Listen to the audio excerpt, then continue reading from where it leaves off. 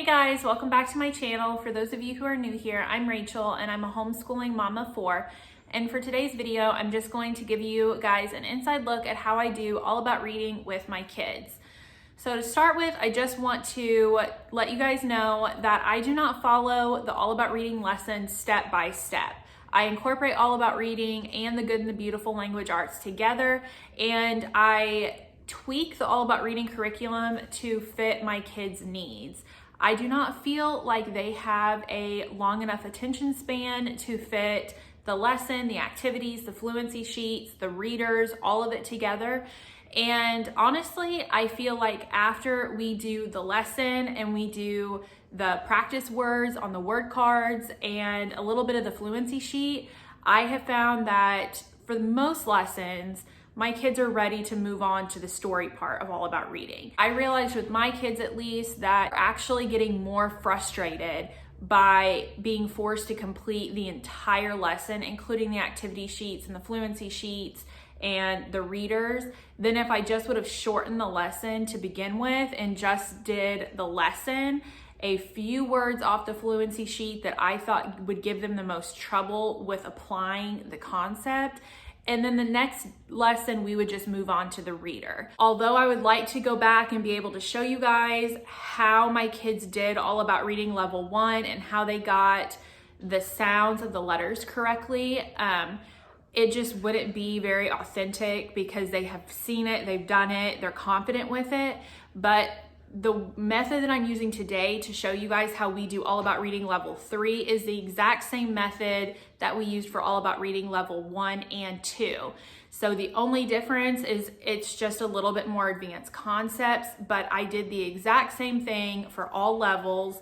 And I'm going to continue doing the same thing for the rest of level 3 and all about reading level 4, as long as it's working for my kids. So like I said, curriculum works differently for every single child. It is not a race.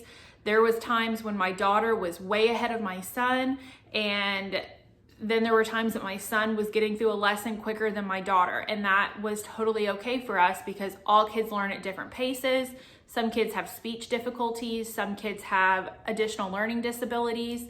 So however you can tweak all about reading to work for your child is what is going to be successful for your child. So no matter if you get a lesson done in 1 day or it takes you 3 weeks to get a lesson done, I hope you guys just realize that there are so many ways that you can tweak all about reading, from doing it the exact way they tell you to with the tiles and the phonics cards and the word cards and the fluency sheets and the practice, all the way down to not even using the tiles and just using dry erase markers and the cards, or not using the cards. So it's just what your preference is, it's what works for your kid, and as long as at the end of all of this, our kids are all exceptional readers, then I would call that a success no matter how we got there. So I'm just gonna get into the lesson now, and hopefully my methods could possibly work for your kids. Okay, so as you guys can see, I'm going to start with lesson 6 and all about reading level 3. It is the 4th sound of Y. So I have already read what the objective is for this lesson, and I don't really pay attention to everything that we're going to need because I'm not going to utilize all of it. So we are just going to jump right into it. Okay, so what sound does Y typically make when we say the Y sound? Yeah. Yeah. Okay, so is Y a vowel or a consonant? Vowel. And a consonant. And a consonant, yeah.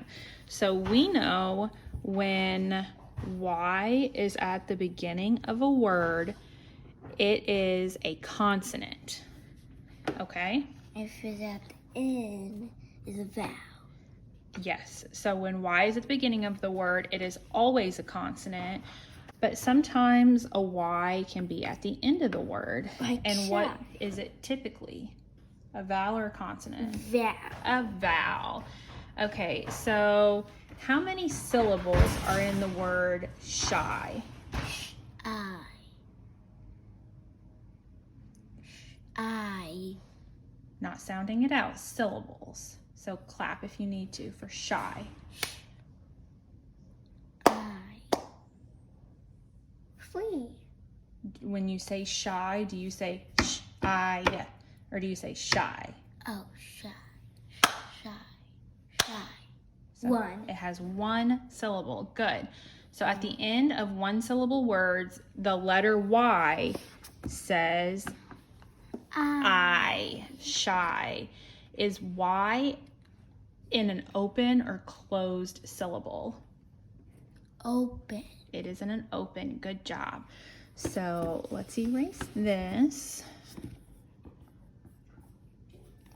Okay, hold on a second. So this word says hilly, meaning lots of hills, okay? How many syllables are in hilly? 2. 2, good job. Remember that words with more than one syllable are called multisyllable words. That means there's more than one syllable, okay? So point to the letter Y in the end of this word. So what sound does that Y make at the end of that word? I. Does it? Hilly. Hilly. E. It makes an E sound. Good job. So is Y in an open or closed syllable? Open. Open. Good job. So if we divide the word into the 2 syllables, we have hilly. Okay. So let's change out that H for an S. Silly. Silly. Good job. So what about, oh, my marker's running out. Jelly. What is it? Jelly. Jelly. What if we change that J for a B? Belly. Good. What if we change that E with a U? Belly.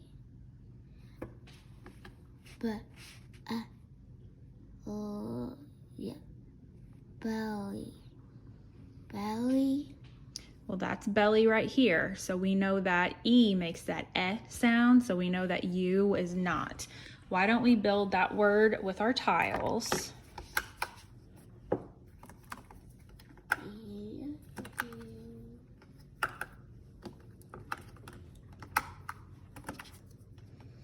Okay, now say each letter the way that you would typically sound them out when we do the tiles. B, O, O, wait, B, O, E, B, O. So we know when Y is on the end, what does it say? I, O, E. I or E, okay. Belly. So in belly, we know that this word looks like belly, except there's a U and not an E. So let's try the different sounds of U. So we know that it's going to end in a what? I. Is it? Look at this word. Oh, E. E. It's going to end in an E sound. So let's just change out this sound right here. B, L. Do we say L, silly? No.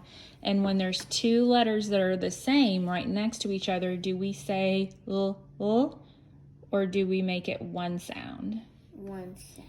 Yeah, so we know it's going to end in what? E. It's going to end in an E, but let's add that L sound with it. B, L. Yeah. What sound does that make? O. Oh, we don't ever say L. It doesn't ever say L, okay? O. So let's start it again. B, O, E.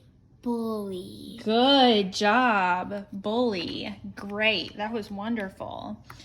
Okay, what about, Tires help. they do help, don't they? Yeah. What about this word? Bunny. Bunny. The Easter Bunny's coming soon. The Easter Bunny is coming soon. Okay, so What's what that if we change that B to an F? What is that word? Oh, funny. Funny. And Funny. you are funny. And what if we change that F to an S? Sunny. Sunny. Good job. It is. It is. Okay. So as you guys can see, we did this lesson. We did the change the word game, and we are already at the end of this. So we are going to go to the next page with the next new teaching. Okay, so what word did you say this is? Sunny. Sunny. So how many syllables does the word sunny have? Sunny. 2. 2. So where do you think we will divide the word sunny at? Right. Good job. Sunny. Right there. That's wonderful. Okay, so what's this word? Sunny. Sunny. Good job. Let's look at this word. Ooh. How many syllables do you think that's going to have? Bunny. Bunny. Bunny. 2. 2. Yeah, so we're going to divide it right here. But even though it does have 2 syllables, you are mispronouncing what sound this letter makes. So what do you think this first half of the word says? Okay, well, typically O does say ah, but if we look at this as if it's its own word and O is at the end, what is it going to say? O. Because sometimes the Y is E, and he can put magic to the O. And he puts magic to the O. So what does that say?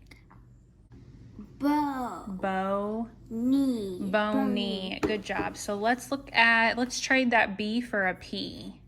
What do you think that says? Pony. Good. Ooh. What about this word? Stone. What do you think this word says? Stony. Stony. Good job. Now let's change. Okay. Okay, so let's look at this word. Spinging. How many syllables do you think this word is? Ing. Now, you're just guessing. There's no G, so it doesn't say ing, okay? N-E. So we're looking at 2-syllable words right now, okay? Spinny. Okay, so how many syllables do you think this one is? Spinny. 2. It is 2, but you're not saying it correctly. So let's figure out where we're making the mistake, okay? Okay. So where do you think we're going to divide this word at? This is a tricky one.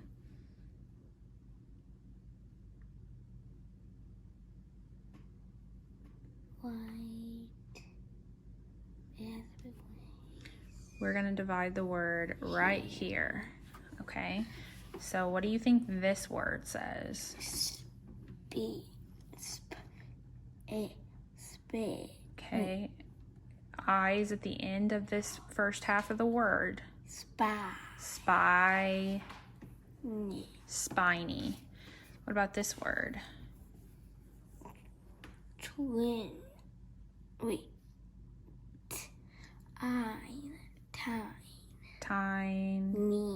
Tiny. Yes. Good job. Whoops, I moved those tiles. Okay, so now we've completed the second part of the new teaching.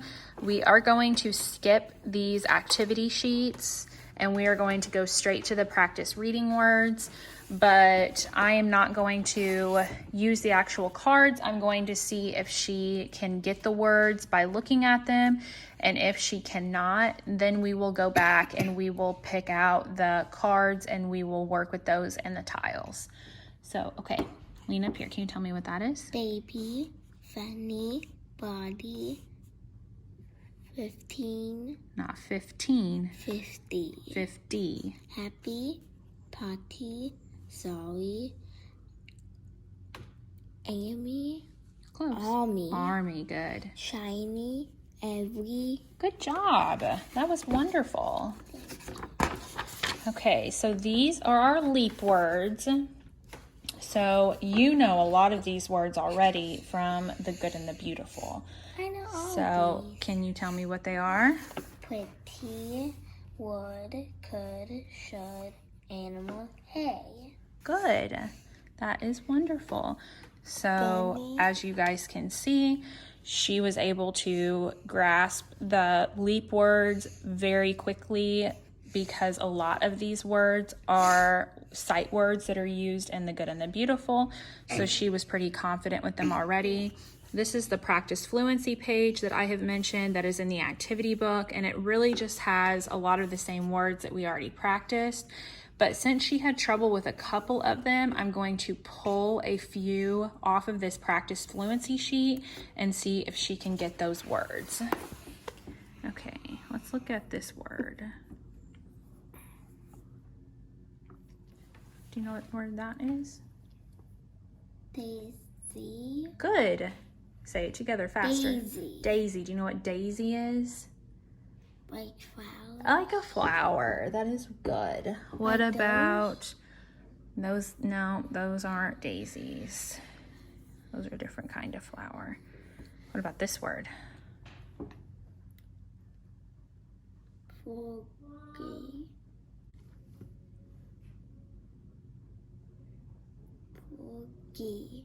Okay, where are you going to divide this word at? In In the middle. Good job. So look at that first word. fog. Foggy. Okay, so look at this first word. What is this first word? Fog. Is this going to say O? No. What's this going to say? Ah. Ah. Good job. Ah. Good. Fog. Foggy. Foggy. Foggy. Good job. What about this word? Bossy. Bossy. Good job. And let's do one more. I hear your little brother. Choppy. Choppy. Wonderful. That is choppy.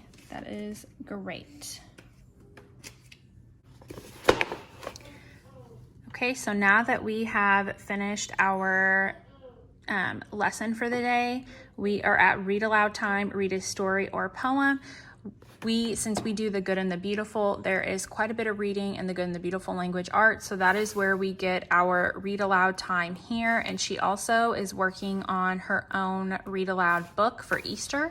So she is going to put a sticker on her chart, and then that will conclude today's lesson. Okay guys, well that's all for today's video. I hope that my method of doing All About Reading gave you guys some ideas on how to tweak your All About Reading journey.